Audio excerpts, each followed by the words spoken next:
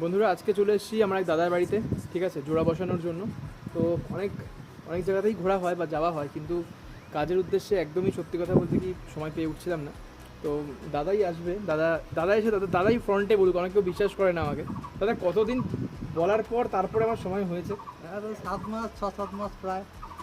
মানে এটা আমি সবাইকেই বলি যে আগে নিজের পেট, আগে কাজ, হ্যাঁ, সে তো তারপরে অবশ্যই। ফ্যামিলি, তারপরে শখ।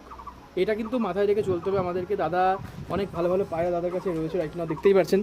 একটা ভালো লাল দেখাচ্ছি, রাজুদা একটু সাবধানে তুমি থেকো, ঠিক আছে। রাজুদার লাল খুব পছন্দ, আজকেও লাল নিয়ে রাজুদা আমার সাথে কথা বলছিল সকালবেলা। হ্যাঁ, তো যাই হোক, তো দেখি এখন পায়রাগুলো শখ করি। অনেক পায়রা আছে, অনেক পায়রা, জাস্ট অনেক পায়রা আছে দাদার কাছে। খুব সুন্দরভাবে দাদা হিসেব করে রেখেছে। আমি একটুখানি দেখিয়ে দেবো এইখানে।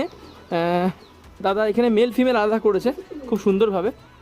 এখানে মেল ফিমেল দাদা খুব সুন্দরভাবে আলাদা করে রেখেছে, আপনারা জানি না কত দেখাতে পাচ্ছি আপনাদেরকে। মেল ফিমেল খুব সুন্দরভাবে আলাদা করে রেখেছে। এখানেও এটা কি মেলের লফট নাকি না, ফিমেল? female, আচ্ছা ফিমেল এটা, আর এটা হচ্ছে মেল।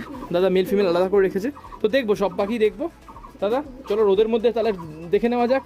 বন্ধুরা তো সময় নষ্ট না করে চলুন দেখে নিই।